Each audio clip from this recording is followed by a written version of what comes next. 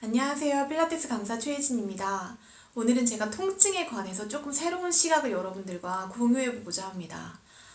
일단 우리 어깨나 목, 이렇게 허리, 골반 이런 데 만성 통증이 있잖아요. 그런데 류현진 선수처럼 이렇게 어깨를 과사용해서 계속 어깨를 무리하게 써서 이렇게 아픈 경우나 뭐 교통사고를 당했다거나 외상이나 뭐 이런 요인들이 아니라면 사실 어깨가 그냥 만성으로 아프고 목이 계속 뭉치고 이런 근육이 계속 수축하고 막 이런 문제들이 있잖아요. 물론 자세가 안 좋아서 그럴 수도 있고 식단이 안 좋아서 그럴 수도 있어요.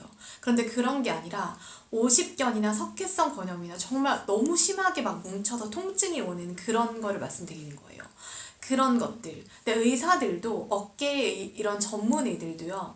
오십견이나 석회성 건염 같은 거 그리고 이런 것들은 원인을 알 수가 없다고 합니다. 허리도 마찬가지예요. 다 퇴행이라고 하죠. 자, 그러면 오십견이란 뭐냐 하면 오십견은 50대에 많이 생겨서 오십견인데 요즘엔 3, 40대도 굉장히 많이 생겨요. 그런데 퇴행성으로 온다고 하면 이 오십견이 7, 80대에 더 많이 와야 되는 거 아닌가요? 그쵸? 왜 원인이 정말 없이 이런 병이 생겨날까요? 라고 하는 문제를 던집니다. 제가 오늘 여러분들과 공유하고 싶은 책은 바로 존산호 박사의 통증혁명이란 책이고요.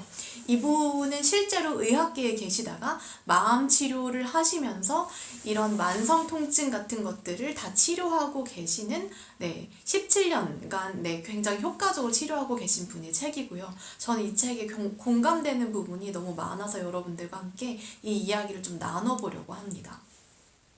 실제로 저는 개인 레슨을 좀 하면서 회원님들이랑 개인 레슨이라고 하면 되게 이렇게 1시간을 같이 있고 그리고 저랑 되게 오래 레슨을 하신 분들은 이제 저랑 사적인 얘기들도 많이 나누거든요. 그럼 저도 그렇고 그분들도 그렇고 정말 어떤 극심한 슬픔이나 두려움이나 고통이나 이런 일들이 있을 때는 실제로 아프세요. 몸이 아프고 그리고 그런 일들을 극복하고 나면 정말 몸이 좋아지고 저 또한 또 그런 일을 겪어봤고 그래서 저는 원인이 없는 병이란 없다고 생각을 합니다. 오십견, 석회성 건염 이런 것들 이 의사 선생님 말로는 디스크, 뭐 골반 통증 다 우리가 원인을 알 수 없는 것들이 아니라 마음의 문제가 있다는 거예요. 예를 들어서 12지장 궤양 같은 이런 병은 전문의들도 이게 다 마음의 이 스트레스성으로 오는 거라고 의사분들도 다 인정을 한다고 합니다. 그런데 사실은 치료 방법은 마음을 치료하는 것이 아니라 마음으로 인해서 우리가 스트레스를 받고 해서 12지장 궤양이 생겼는데 약물로 그걸 치료한다는 거죠. 그러면 이 선생님의 말은 이 박사님의 말씀은 이렇게 되면 12지장 궤양이 약물 치료로 나았어요. 그러면 또 다른 데가 아프대요. 그런 일들이 계속 반복되고 원인을 치료하지 못하면서 계속 몸만 번갈아가면서 아픈데 그때그때 일시적인 증상만 없을 뿐이라는 거죠. 여러분 동의하시나요? 아직 동의를 못 하신다면 이 선생님이 또 하시는 말씀이 있어요.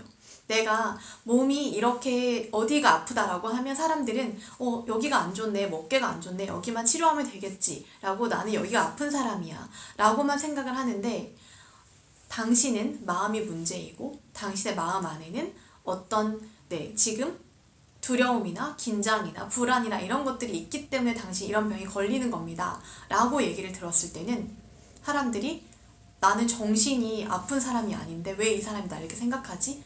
내가 나약한 사람이 아니야 라고 거부를 하거나 나를 정신병자 취급한다 라고 생각하면서 거기에 동의를 하지 않는다는 거죠. 충분히 이해가 가시죠. 근데 우리는 제 생각에는 모두 다 나약한 사람들이에요.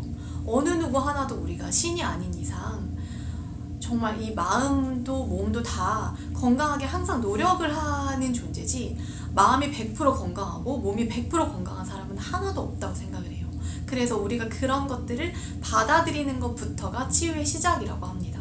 그러니까 예를 들어서 내가 굉장히 화가 나 있어요. 근데 상대방이 내가 저 사람한테 화가 났는데 이 사람이 나한테 이렇게 어떤 나를 불렀거나 했을 때 제가 대답이 되게 좋게 나가지 않게 되겠죠. 마찬가지로 몸도 마찬가지로 내 몸 안에 어떤 이런 억압된 감정들이 있어요. 그런 것들이 어깨 통증, 목 통증, 허리 통증 이런 걸로 볼록볼록 올라온다는 거예요. 내재되어 있는 감정들이 나를 알아줘 라고. 그런데 신기하게도 그런 감정이 있구나 라고 이런 감정을 한번 인식해주는 것부터가 치료의 시작이라는 거예요. 그렇게 되면 정말 나을 수 있다고 박사님은 말씀을 하시는데, 제 생각에는 이게 꺼내서 정말 그거를 인식하고 잘 돌봐줘야 되는 것 같아요. 저는 어렸을 때 굉장히 세미랑 질투가 많은 아이였어요. 아기 때부터 그랬어요. 아기 때부터 그랬는데 제가 그거를 잘 들여다보니까는 저는 되게 사랑을 많이 필요로 하는 사람이었던 거예요. 나는 진짜 사랑이 많이 필요한 사람인데 그런 것들이 내가 충분히 채워지지 않으니까 질투나 샘 이런 것들로 이게 잘못 커졌던 거죠.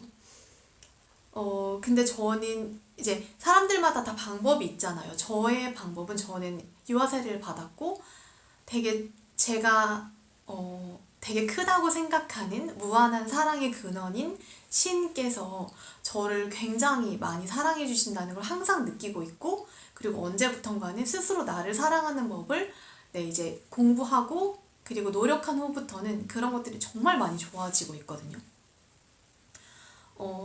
마음 안에 사랑이 있고 내 깊은 곳에 신이 살고 계시는데 그 기쁨이나 사랑을 다른 데서 찾으려고 하면 저는 답이 없다고 생각했어요. 그 안에, 내 안에 스스로 나를 사랑해주고 보듬어줄 수 있는 마음, 그리고 이렇게 신앙이 없더라도 여러분들이 뭐 이렇게 할 수 있죠. 그러니까 나를 제3자로 보는 거예요. 제3자의 입장에서 나를 바라보는 거죠. 그랬을 때 내 안에 어떤 어린아이가 있다고 생각을 하시고요. 그 아이를 굉장히 많이 보듬어 주시고 사랑해 주시면 진짜 거기서부터 치유가 시작되고요. 나의 이런 약함과 어떤 한계를 아무한테는 말고 정말 내가 소중하게 생각하고 이 사람은 정말 나의 비밀을 지켜준다라고 하는 소중한 사람들한테 이걸 꺼내 보이면 진짜 거기서부터가 치유의 시작이 되거든요. 그래서 그런 걸 같이 나눌 수 있고 하면 더 좋고요. 일단 나의 한계나 이런 어떤 불안이나 공포나 두려움 같은 것들을 인식을 해주세요. 내가 아프면 여기만 생각하지 말고 허리만 생각하지 말고 내 안에 있는 그런 것들을 꺼내서 보듬어 주시면 정말 낫는다는 것이 이 책의 핵심입니다.